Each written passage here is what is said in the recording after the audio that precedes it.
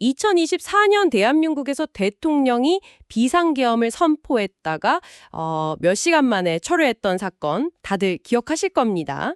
그런데 지금 2026년 미국에서 정말 비슷한 상황이 벌어지고 있다는 분석 자료를 보여주셨어요.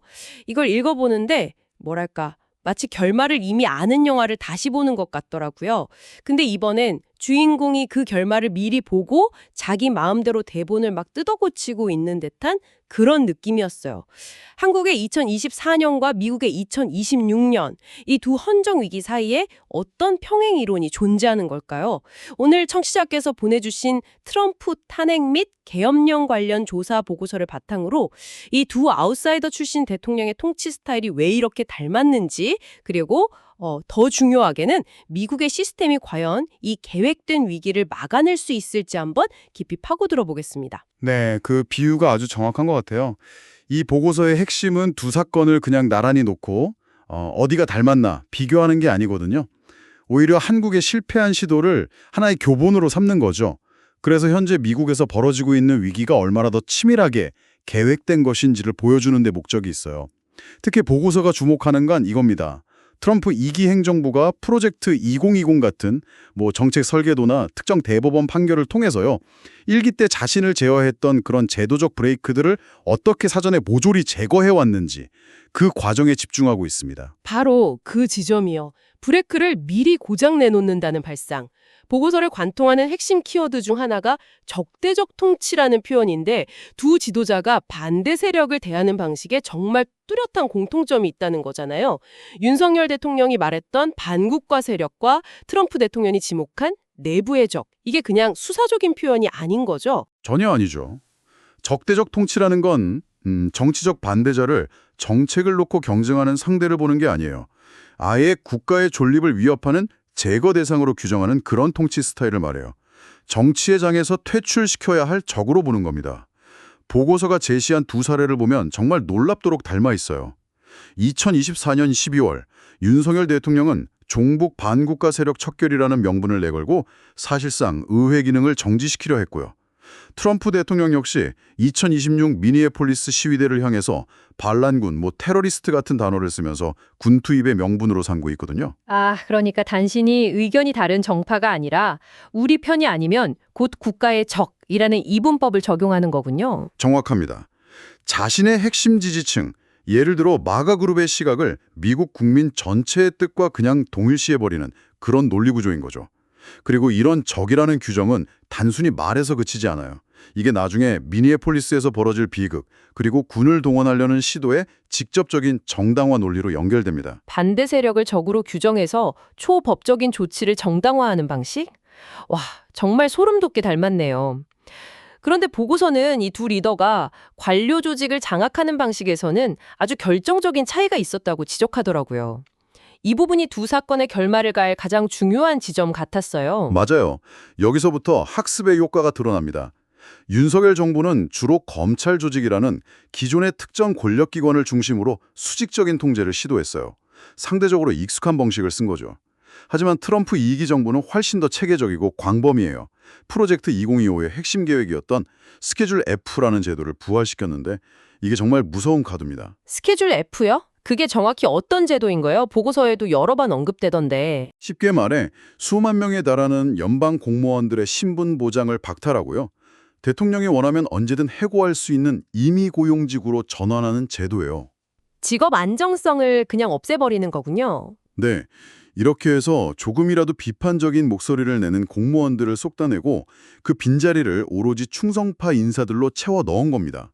보고서는 이걸 두고 1기 때 자신을 제어했던 소위 어른들의 축을 외과 수술처럼 도려낸 작업이라고 평가해요. 와, 장애물을 뛰어넘으려는 게 아니라 장애물 자체를 없애버린다는 비유가 정말 와닿네요.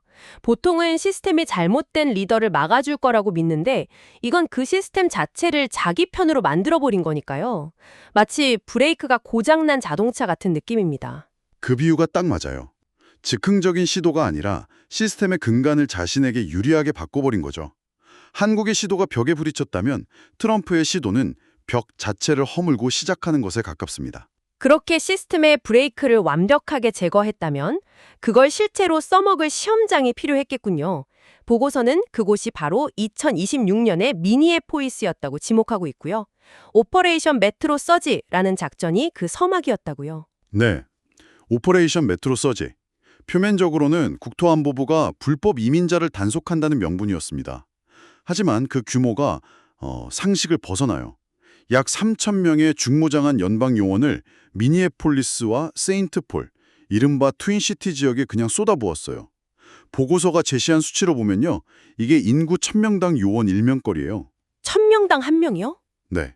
도시 전체에 군인이 깔린 거나 마찬가지인 사실상 계엄 상태에 준하는 그런 밀도였죠. 단순히 이민자 단속이라고 하기에는 너무 과도한 병력이네요. 보고서는 이 작전의 진짜 목적이 따로 있었다고 분석하죠. 그렇습니다. 진짜 목적은 트럼프 행정부의 강경 이민 정책에 공개적으로 반대해온 그 민주당 소속 미네소타 주지사와 미니애폴리스 시장을 압박하기 위한 아주 지극히 정치적인 무력 시위였다고 분석합니다. 반대하면 이런 일을 겪게 될 것이라는 뭐랄까 경고 메시지를 보낸 거죠. 이런 고압적인 분위기 속에서 결국 올 것이 오고야 맙니다. 2명의 미국 시민이 연방 요원들의 총에 맞아 사망하는 비극적인 사건이죠. 르네 굿과 알렉스 프레티. 네, 첫 번째 희생자는 루네 굿이라는 37세 여성이었어요. 차를 운전하던 중에 이민 세관 단속국 IC 요원들에게 사살당했습니다. 트럼프 행정부는 즉각 그녀가 요원들을 차로 위협했다고 발표했지만 얼마 뒤 공개된 현장 영상은 전혀 달랐어요. 오히려 그녀가 요원들의 차를 피해서 빠져나가려던 모습이 찍혔죠. 그리고 며칠 뒤 퇴역 군인이자 보훈처 간호사였던 알렉스 프레티가 연방 요원들이 한 시민을 거칠게 체포하는 과정을 자기 휴대폰으로 촬영하다가 사살당했습니다. 사건 자체도 너무 충격적인데 정부의 대응은 더 놀랍더라고요. 알렉스 프레티를 즉각 국내 테러리스트로 규정했죠. 첫 반응이 진상조사가 아니라 그냥 낙인 찍기였던 거네요. 맞아요. 목격자 증언이나 어떤 증거도 나오기 전에 정부는 그를 반정부 극단주의자로 매도했어요. 이게 바로 앞서 말한 적대적 통치가 현실에서 작동하는 방식입니다. 나와 다른 목소리를 내는 시민을 잠재적 경쟁자가 아닌 테러리스트, 즉 적으로 규정하고 제거를 정당화하는 거죠. 사건 자체보다 사후 처리 과정에서 더 심각한 문제가 드러났다는 보고서의 지적이 바로 이 부분이군요. 사법 정의의 붕괴라는 표현까지 사용하면서요. 이건 법무부가 제 기능을 완전히 상실했다. 이런 의미로 봐야 할까요? 정확합니다. 보고서가 탄핵 사유로 가장 심각하게 보는 지점이 바로 이 사법방해 행위예요. 당시 미네소타 연방검찰청은 당연히 이 사건들을 독립적으로 수사하려고 했어요. 그게 검찰의 임무니까요. 하지만 펜 본디 법무장관이 직접 전화를 걸어서 대통령의 정책을 적극적으로 방어하라라고 지시하면서 수사를 막아섰습니다. 아니, 연방검사들한테 수사를 하지 말고 대통령을 변호하라고 한 거네요? 네, 그런 셈이죠. 정말 믿기 힘든 일이네요. 법집행기관의 수장이 수사를 막으라고 지시했다니. 그럼 현장의 검사들은 어떻게 반응했나요? 결국 데니엘 로젠 미네소타 연방검사장과 소속 검사 8명 이상이 이에 항의하면서 집단으로 사임하는 초유의 사태가 벌어졌어요. 아, 한 지역의 연방법 집행 기능이 사실상 마비된 겁니다. 이건 단순히 한두 건의 수사를 방해한 수준이 아니에요. 대통령의 정치적 위기를 막기 위해 사법 시스템의 독립성이라는 근간을 무너뜨린 명백한 사법 방해이자 다른 모든 검사들에게 보내는 경고 메시지였던 거죠. 대통령에게 맞서면 이렇게 된다고요. 자, 그럼 청취자께서 가장 궁금해하실 질문으로 넘어가 보죠. 이런 명백한 위법 행위들이 대낮에 벌어지는데 왜 미국의 그 견고하다는 시스템은 이걸 막지 못하는 걸까요? 먼저 가장 강력한 무기인 탄핵 가능성부터 짚어보죠. 보고서는 법리적으로는 탄핵 사유가 차고 넘치지만 정치적 현실 때문에 거의 불가능에 가깝다고 분석하더군요. 네, 보고서는 하원과 상원의 상황을 아주 냉정하게 계산하는데요. 먼저 하원은 공화당이 218석, 민주당이 214석으로 공화당이 아주 근소한 다수당이에요. 이론적으로 공화당에서 한 3, 4명 정도 이탈표만 나와도 탄핵 소추안은 통과될 수 있습니다. 잠깐만요. 3, 4명이면 생각보다 문턱이 낮은데요. 공화당 내에도 트럼프의 비판적인 온검타 의원들이 있지 않나요? 그런데 왜 보고서는 불가능에 가깝다고 단정하는 거죠? 좋은 질문이에요. 이론상으로는 그렇지만 정치적 현실은 다르기 때문입니다. 탄핵 소추안을 통과시키는 건 시작에 불과해요. 진짜 벽은 상원입니다. 상원에서 탄핵이 인용되려면 전체 의원 3분의 2, 그러니까 67명의 찬성이 필요해요. 현재 민주당 의석이 47석이니까 무려 20명의 공화당 상원의원이 반란표를 던져야 한다는 계산이 나옵니다. 20명이요? 와, 이건 정말 다른 차원의 이야기네요. 그렇죠. 보고서는 과거 가장 극적인 사례를 제시해요. 2021년 1월 6일 트럼프 지지자들이 의사당에 난입해서 민주주의의 심장을 공격했던 그 사건 직후에도요. 트럼프 탄핵에 찬성한 공화당 상원의원은 단 7명에 불과했어요. 고작 7명이요? 네. 나라의 근간이 흔들리는 그 순간에도 7명이었는데 지금 트럼프가 당을 완전히 장악한 상황에서 20명의 이탈을 기대하기는 불가능에 가깝다는 거죠. 그래서 보고서는 트럼프가 실제로 군을 동원해서 대규모 유혈 사태를 일으키지 않는 이상 상원에서 탄핵이 인용될 가능성은 0%에 수렴한다고 결론 내립니다. 탄핵이 정치적으로 막혀 있다면 군 동원 자체를 직접 막을 방법은 없을까요? 트럼프 대통령이 발동하겠다고 위협하는 반란법이 한국의 계엄령과 거의 같다고 하던데요. 한국에서는 국회가 과반수 찬성으로 계엄을 바로 해제시켰는데 미국 의회는 그런 권한이 없나요? 바로 그 지점이 두 나라 시스템의 결정적인 차이입니다. 보고서는 미국에 존재하는 세 가지 저지 수단과 그 한계를 조목조목 짚고 있어요. 첫째는 사법부, 즉 법원인데 이게 사실상 무력화됐다고 봐요. 2024년 대법원의 트럼프 v 유나이티드 스테이츠 판결 때문입니다. 판결이 대통령에게 사실상 면책 특권을 줬다는 그 판결 말씀이시죠. 이게 반란법 발동과 어떻게 연결되는 건가요? 네. 쉽게 말해서요. 대통령이 직무수행 중에 한 일, 즉 공식적 행위에 대해서는 설령 그게 범죄에 해당하더라도 기소할 수 없다는 취지의 판결이에요. 주지사나 시민단체가 대통령의 반란법 발동을 막아달라고 법원에 가처분 신청을 낼 수는 있겠지만 보수 우위의 대법원이 반란법 발동은 국가안보를 위한 대통령의 고유한 공식 행위다라고 판단해버리면 법원은 더 이상 개입할 수 없게 되는 거죠. 정치적 문제라면서 발을 뺄 가능성이 매우 높습니다. 법원이 안 된다면 의회는 어떤가요? 한국 국회처럼 막을 수는 없나요? 구조적으로 매우 취약해요. 의회가 대통령이 선포한 비상사태를 끝내는 결의안을 통과시킬 수는 있어요.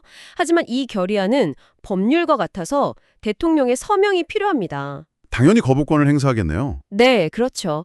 이 거부권을 무력화하려면 상원과 하원에서 각각 3분의 2 이상이 찬성해야 해요.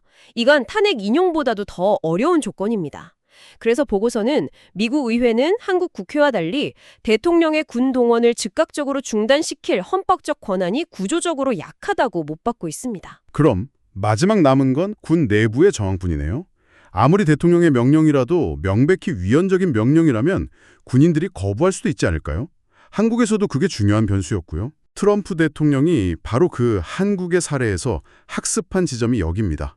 그는 한국에서 계엄 시도가 실패한 핵심 요인 중 하나가 군 수뇌부의 소극적인 태도와 저항이었다는 걸 정확히 파악했어요. 그래서 2기 임기가 시작되자마자 헌법 수호 의지가 강했던 합참의장 CQ 브라운 장군을 전격 해임했습니다. 그리고 그 자리에 자신의 열렬한 충성파로 분류되는 댄 케인 예비역 중장을 임명했죠. 군 최고 지휘부를 교체함으로써 장병들이 위헌적 명령에 대해 가져야 할 불복종 의무가 작동할 가능성을 사전에 차단해버린 겁니다. 정말 모든 걸 종합해보니 보고서의 결론이 왜 그렇게 암울하게 들리는지 알겠네요. 정리하자면 한국의 시도는 준비 없이 벽에 부딪힌 실패한 쿠데타에 가까웠다면 트럼프의 시도는 벽 자체를 허물어버리는 성공 가능성이 훨씬 높은 계획된 위기라는 거군요.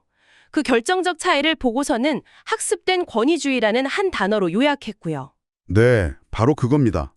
윤석열 대통령의 계엄 시도는 준비가 부족했고 즉흥적이었기 때문에 기존에 있던 제도의 저항, 즉 국회의 반대, 군의 비협조, 여론의 역풍에 그대로 부딪혀 좌초했어요. 하지만 트럼프의 2020년 행보는 프로젝트 20259 등을 통해서 수년간 치밀하게 준비된 시나리오라는 겁니다. 그는 자신을 막을 수 있는 견제 장치들, 즉 중립적인 관료, 독립적인 사법부, 헌법을 수호하려는 군 수뇌부 같은 장애물에 부딪히는 게 아니에요. 그 장애물 자체를 미리 허물어뜨리는 작업을 몇 년에 걸쳐 해온 거죠. 이것이 바로 학습된 권위주의의 무서움입니다. 오늘 저희가 살펴본 이 분석은 미국의 공식적인 견제와 균형 시스템이 내부로부터 얼마나 심각하게 훼손되었을 수 있는지를 보여주는 정말 암울한 그림이네요. 맞습니다. 그래서 보고서가 마지막으로 가리키는 보루는 제도권 밖의 힘이에요. 현재 이 계획된 위기를 막을 수 있는 거의 유일한 변수는 11월 중간선거를 앞둔 공화당 의원들의 정치적 계산, 그리고 부당한 권력에 맞서는 시민사회의 조직된 저항뿐이라고 결론 내리고 있습니다. 결국 선거를 통해 정치인들을 압박하는 유권자의 선택, 그리고 시민들의 조직된 힘이 마지막 방어선이라는 거죠. 이 보고서는 한국의 사례를 거울 삼아 미국의 현실을 비추고 있습니다. 그렇다면 마지막으로 청취자 여러분과 함께 이런 질문을 던져볼 수 있겠습니다. 민주주의를 지키기 위해 만들어진 공식적인 규칙과 제도들이 바로 그 시스템의 최고 책임자에 의해 이토록 체계적으로 무력화될 때 과연 효과적인 저항이란 어떤 모습이어야 할까요?